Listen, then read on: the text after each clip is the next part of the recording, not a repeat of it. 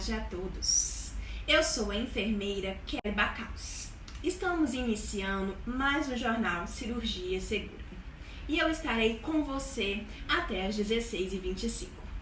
E hoje nós falaremos a respeito da paramentação da equipe cirúrgica. E para situar você aí de casa, o que seria essa paramentação?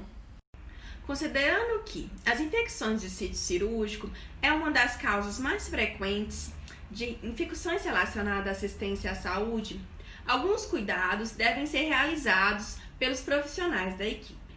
Dentre eles, o uso apropriado da paramentação cirúrgica com a finalidade de a cirurgia ocorrer de forma adequada e segura para os pacientes e para os profissionais envolvidos. A paramentação cirúrgica é um conjunto de barreiras contra a invasão de micro-organismos nos sítios cirúrgicos e para a proteção de exposição dos profissionais a sangue e fluidos orgânicos de pacientes. Essas barreiras compõem-se de roupa privativa, gorro, touca, propé, máscara cirúrgica ou N95, avental, capote, luvas cirúrgicas, óculos cirúrgicos e protetor facial. A paramentação adequada deve seguir as especificações e normas técnicas de biossegurança do hospital. Dessa forma, a paramentação da equipe cirúrgica é a troca das vestimentas rotineiras por outras adequadas nas dependências do centro cirúrgico hospitalar. O uso da paramentação cirúrgica vai variar de acordo com a área de acesso e a atividade do profissional. Agora irei me conectar com a enfermeira do centro cirúrgico, Ali Rochester. Ela que irá nos explicar quais os EPIs utilizados para a paramentação da equipe cirúrgica. Ela que está no estúdio K. Boa tarde, Kelly. Agradeço pelo convite e uma boa tarde a você aí de casa que está nos assistindo. Como dito, hoje irei falar a respeito dos EPIs, equipamentos de proteção individual que constituem a paramentação da equipe cirúrgica. Em resumo do que foi citado, a paramentação cirúrgica será a troca de vestimentas rotineiras para outras que sejam adequadas, em áreas que sejam restritas ou semi-restritas do centro cirúrgico, como uma barreira contra a invasão de micro-organismos. E eu pergunto a você, meu telespectador, quais seriam essas vestimentas adequadas que a equipe cirúrgica utiliza? Elas vão ser constituídas por uniforme privativo ou unissex, dos quais vão ser compostos por calça e camisa. Eles serão confeccionados por tecido de algodão. Todos serão reprocessáveis, mas não esterilizados. Seu uso ele vai ser restrito ao interior do centro cirúrgico e devem ser trocados pelos profissionais em operações de tempo prolongado. A camisa, ela deverá cobrir toda a parte do tronco, as axilas, tanto quanto toda a parte superior dos braços. Já a calça deverá cobrir toda a parte dos membros inferiores, da cintura ao tornozelo. Os uniformes privativos, eles não devem tocar áreas que sejam estéreis, já que eles não foram esterilizados. Além do que, eles devem ser trocados em vestiários adequados, antes da área restrita do centro cirúrgico. O EPI será o avental impermeável, ao qual será vestido por cima do uniforme privativo e tem a finalidade de evitar a disseminação de micro-organismos do próprio corpo do profissional aos locais cirúrgicos e também para a proteção do profissional contra sangue, fluidos e secreções advindas do próprio paciente. Deve começar da área final do pescoço, cobrir todo o tronco, os membros superiores até o punho, como também os membros inferiores até abaixo do joelho. Além do que, eles devem ser esterilizados e devem vir em pacotes que sejam estéreis. Serão vestidos tocando somente sua parte interna e seu fechamento ele será feito através de viés para amarração no pescoço, tão quanto para amarração nas costas. Seus punhos eles devem ter tecidos de elásticos, de maneira que possa comprimir suavemente a circunferência dos punhos.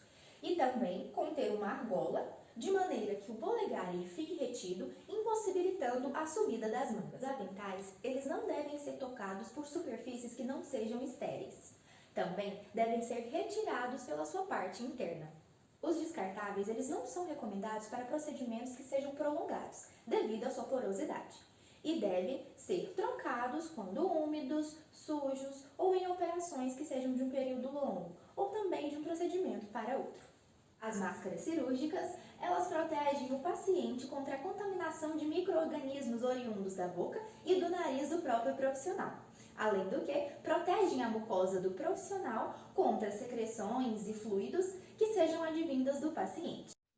Elas devem cobrir todo o nariz, passando por toda a boca e vir até o queixo, assim como mostrado.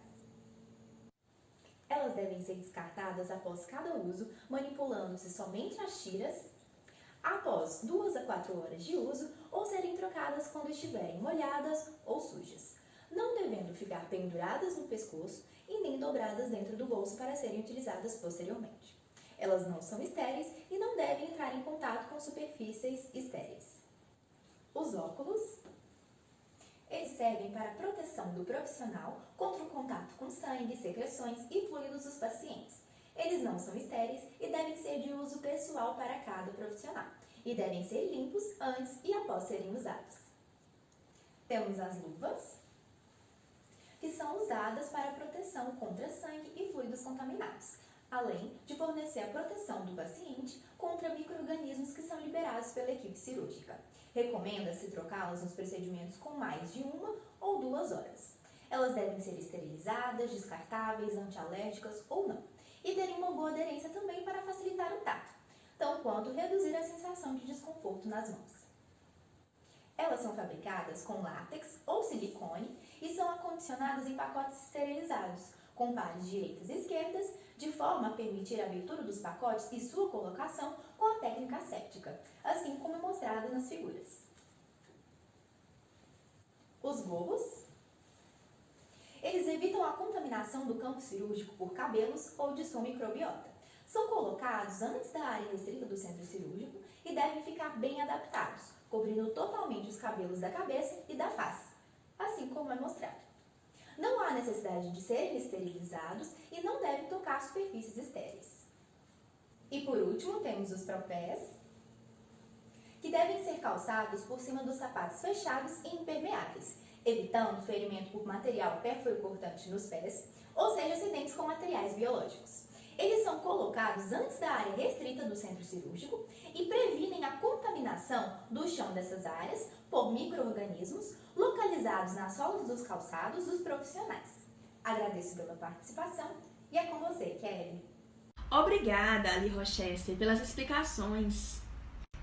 Vamos passar então para a Iris Quinelato, instrumentadora cirúrgica. Diretamente do HC, ela vai nos explicar detalhadamente como é realizada a paramentação e a desparamentação na prática. Boa tarde! Eu sou a Iris Quinelato, instrumentadora cirúrgica há mais de 8 anos e hoje eu quero mostrar para vocês um pouco do ramo em que eu atuo. Comigo vocês vão saber como, onde e quando fazer a paramentação e a desparamentação no centro cirúrgico. Como vocês podem ver, eu estou aqui numa sala de recepção de um grandioso hospital e trata-se do novo HC da UFG. Vem comigo que eu vou mostrar para vocês o passo a passo. Lindíssima, não? A Copa é o exemplo da área restrita ou zona de proteção. Aqui a circulação de pessoas é livre, não exigindo cuidados especiais e nem uniforme privativo. Muito de boa. Mas agora eu vou mostrar para vocês uma área um pouco mais complicada, a semi-restrita. Então, gente, como vocês podem ver, estou aqui neste corredor enorme porque ele é um exemplo da área semi-restrita, que também é chamada de zona limpa. Como eu falei para vocês, é necessário paramentar-se nesta área, porque esta é uma área que permite a circulação de pessoas e equipamentos de modo a não interferirem na asepsia cirúrgica. Por isso que eu vim mostrá-lo. Mas agora vamos em um outro local para começar a paramentação de verdade. E agora eu estou no vestiário, porque a paramentação deve se iniciar aqui. Este vestiário faz parte da estrutura semi-restrita e aqui inicialmente eu vou higienizar as mãos e finalmente eu vou começar a usar os EPIs.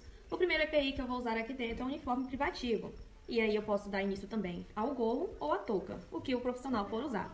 E só saindo daqui do vestiário, eu vou usar os propés. Os propés devem ser utilizados lá fora. Não se esqueçam que sempre usar sapato impermeável e não é admitido o uso de adornos. Para a desparamentação, retire primeiramente o propé antes de voltar aqui ao vestiário e depois vocês podem tirar o uniforme privativo, o gorro e é isso. Agora eu quero mostrar para vocês a sala de cirurgia, uma das salas de cirurgia que ainda não está completa. Bom, mas eu quero dizer que ela é um exemplo da área restrita. Esta área tem um trânsito muito privativo e requer muita asepsia. Então, a paramentação aqui agora vai ser bem maior, mas eu vou explicar para vocês. A paramentação nesta área, inicialmente, deve seguir como na semi-restrita. No vestiário, eu vou usar uniforme privativo, depois da higienização das mãos, claro. E depois do uniforme privativo, eu posso colocar o propé e só lá fora eu vou usar, quer dizer, o gorro e só lá fora eu vou usar o propé.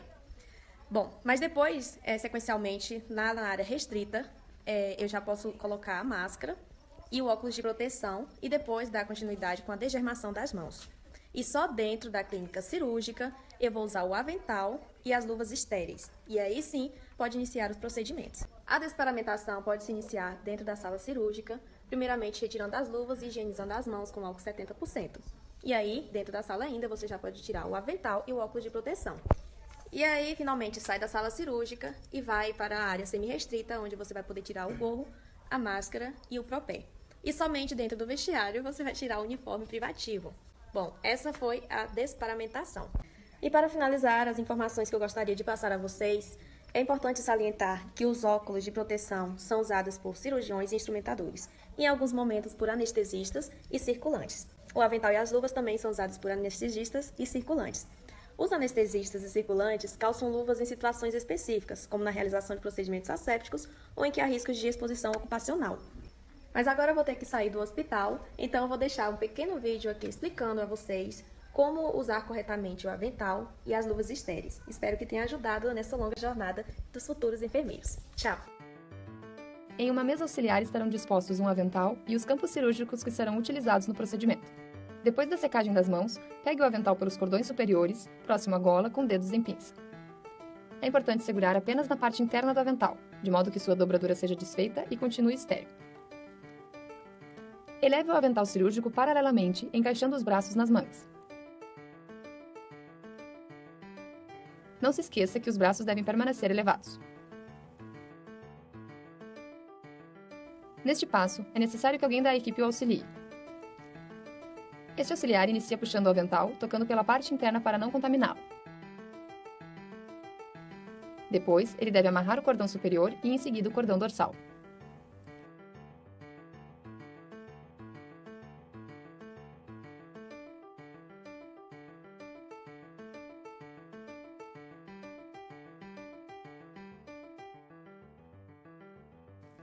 Agora que você já está com o avental, vista as luvas estéreis com a técnica adequada e siga para o último passo da paramentação.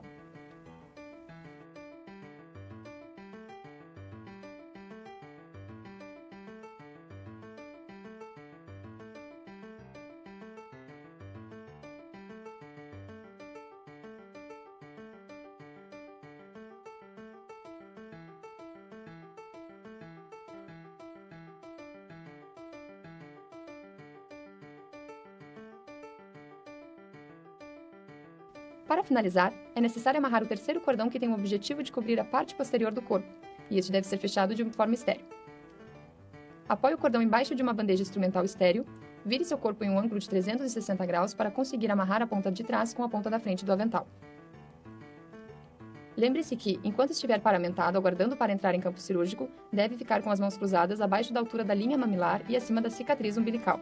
Importante recordar: os extremos do avental são considerados contaminados. Jamais coloque as mãos para trás. O avental de tecido molhado é considerado contaminado. Cuidado!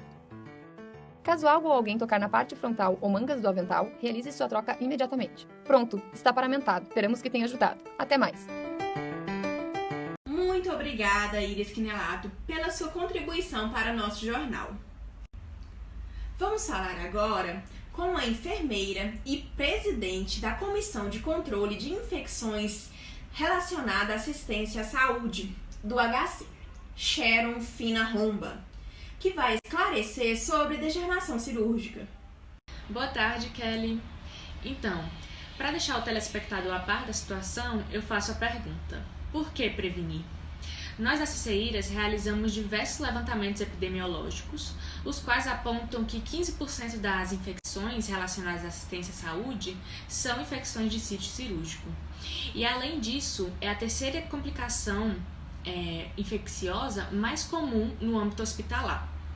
E o mais impressionante é que 40 a 60% dessas infecções podem ser prevenidas. Queria explicar rapidamente o que são essas infecções. As infecções de sítio cirúrgico são aquelas que decorrem de complicações na cirurgia, acometendo incisão, tecido, órgãos ou cavidades manipuladas. Para evitar o desenvolvimento da ISC, é imprescindível o preparo da pele da equipe cirúrgica.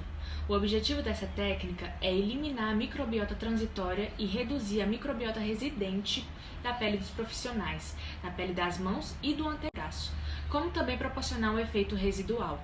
O procedimento pode ser feito com o uso de esponjas para friccionar a pele e com o uso de antisséptico e degermantes, como por exemplo a clorexidina 2% e o polivinil pirrolidona iodo, o famoso PVPI. Também podem ser utilizados produtos à base de álcool. É importante frisar a remoção de todos os adornos antes de realizar a técnica, por exemplo, anéis, pulseiras e relógios. Unhas artificiais são estritamente proibidas aqui no hospital. Também é importante realizar a higienização das mãos com água e sabão se essas estiverem visivelmente sujas. É essencial manter as unhas curtas e remover sujidades com auxílio de uma espátula ou limpador de unhas. O tempo de técnica recomendado é de 5 a 3 minutos para a primeira degermação e de 2 a 3 minutos para degermações subsequentes. Vejam a técnica detalhadamente no vídeo a seguir. A técnica de antisepsia cirúrgica também pode ser resumida. Aqui utilizaremos 6 passos para resumir todo o processo. Número 1. Abra a torneira e molhe as mãos, os antebraços e os cotovelos. Número 2. Com as mãos em concha, espalhe o antisséptico pelas mãos, antebraços e cotovelos. Nos casos em que for utilizar escovas com antisséptico, pressione a parte impregnada da esponja contra a pele e espalhe por todas as partes das mãos, antebraços e cotovelos. Número 3. Limpe a área sob as unhas com as cerdas da escova. Número 4. Esfregue as mãos, observando os espaços entre os dedos e os antebraços, por no mínimo 3 a 5 minutos, mantendo as mãos acima dos cotovelos. Número 5. Enxague as mãos em água corrente, no sentido das mãos para os cotovelos, retirando todo o resíduo do produto utilizado, e feche a torneira com os cotovelos. Número 6. Enxugue as mãos apenas com compressas ou materiais estéreis. Para tal, utilize movimentos compressivos, começando pelas mãos e seguindo pelos antebraços e cotovelos, utilizando diferentes dobras do utensílio. Nossa última dica visa lembrá-lo dos erros mais comuns cometidos no emprego dessas técnicas. Podemos listar o tempo inadequado da técnica, a utilização de anéis, relógios, correntes ou outros adornos, fechar manualmente torneiras após a lavagem das mãos, enxaguar de forma inadequada ou insuficiente as mãos, ou mesmo iniciar secagem das mãos pelos cotovelos ou usar as roupas privativas para concluir a secagem. Por hoje é só, e esperamos que tenham gostado das nossas dicas.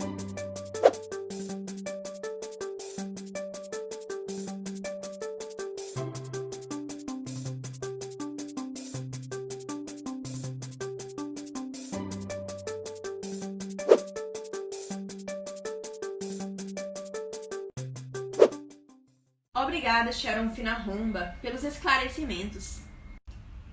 Agora estamos ao vivo com o professor Metzenbaum, que é o nosso convidado de hoje para participar do quadro Falando com Você. E hoje nós selecionamos 2 perguntas dos nossos internautas. O internauta Halstead pergunta: quais os critérios de avaliação para considerar uma paramentação eficaz? Grande abraço, professor! E o outro internauta, Fahaber, pergunta: como seria a paramentação cirúrgica em tempos de Covid-19? Houve alguma mudança? Boa tarde, Kelly Bacaus e telespectadores. Então, estou aqui no quadro Falando com Você tirando algumas dúvidas. A primeira pergunta é do Halsted, mas antes vou ressaltar novamente uma coisa. O uso da paramentação pela equipe cirúrgica é um meio que reduz as taxas de infecção. Além, ainda propicia uma segurança para o profissional da área da saúde e, sobretudo, para o paciente. E nesse quesito, um dos profissionais que tem um papel que é destacado são os profissionais da área da enfermagem. Nós, como enfermeiros e enfermeiras, temos o papel de estabelecer uma assistência segura, orientando e supervisionando o uso da paramentação cirúrgica. Mas esclarecendo a pergunta que questiona quais são os critérios de avaliação para uma paramentação eficaz, destaca aqui quais são.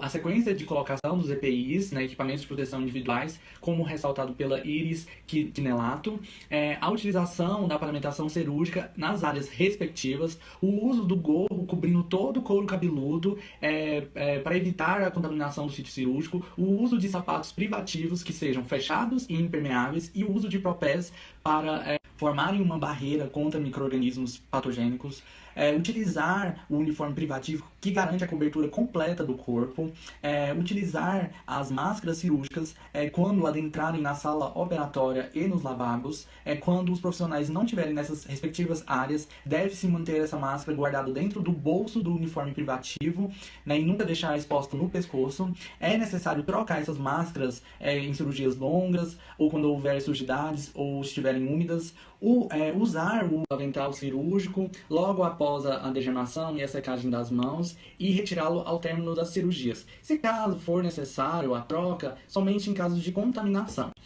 Pôr em prática o uso das luvas cirúrgicas de boa qualidade no que se diz a respeito de esterilidade, flexibilidade, impermeabilidade, resistência a movimentos e a quantidade do tempo, do tempo de uso.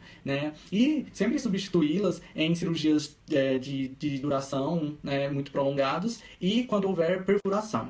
Também, por fim, usar o óculos de proteção, que sejam bem aderentes à pele do profissional, para que tenha uma proteção ocupacional e impedindo o embaçamento pelo ar expirado.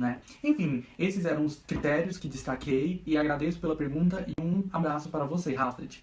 A outra pergunta do nosso internauta Farabelf, ele evidencia que estamos vivendo em tempos de pandemia. E dessa forma se faz necessário planejar orientações e recomendações para as equipes de saúde que estão na linha de frente. Assim sendo, a paramentação cirúrgica na pandemia de SARS-CoV-2 ainda continua sendo o uso do gorro, do avental impermeável, do sapato impermeável e fechado para desinfecção, luvas que cubram até o punho, mas com algumas mudanças. Onde, sim, houve as mudanças, nas quais são o uso da máscara N95 e o protetor facial, a troca da roupa privativa após procedimentos cirúrgicos com pacientes de suspeita ou confirmados de Covid-19, aí se faz necessário um banho, a desinfecção dos protetores faciais ou os óculos de proteção. As máscaras N95 devem ser descartadas após procedimentos cirúrgicos que geram aerossóis ou que elas estejam rasgadas, que tenham sangues ou fluidos corpóreos, ou estejam úmidas. O uso prolongado dessas máscaras pode ser implementado desde que o atendimento de pacientes que tenham o mesmo patógeno respiratório. As máscaras N95 ou equivalentes que possuem válvula de expiração não devem ser usadas em procedimentos cirúrgicos, porque essas válvulas permitem a saída do ar expirado pelo profissional, na qual podem contaminar o campo operatório, os profissionais ali e o paciente. Além disso, máscaras de tecido não são EPIs, então não devem ser utilizadas pelos profissionais de saúde durante a assistência. Por fim, acho que o meu tempo está acabando. Agradeço imensamente por estar no programa, respondendo as dúvidas, e um recadinho para todos e todas. Fiquem em casa se possível, evitem aglomerações, usem máscaras, higienizem as mãos. Cirurgias seguras salvam vidas. Obrigada, professor Metzenbaum. O programa de hoje chegou ao fim. Espero que tenhamos contribuído para o enriquecimento do conhecimento de vocês, telespectadores. Espero você no próximo programa, neste mesmo horário.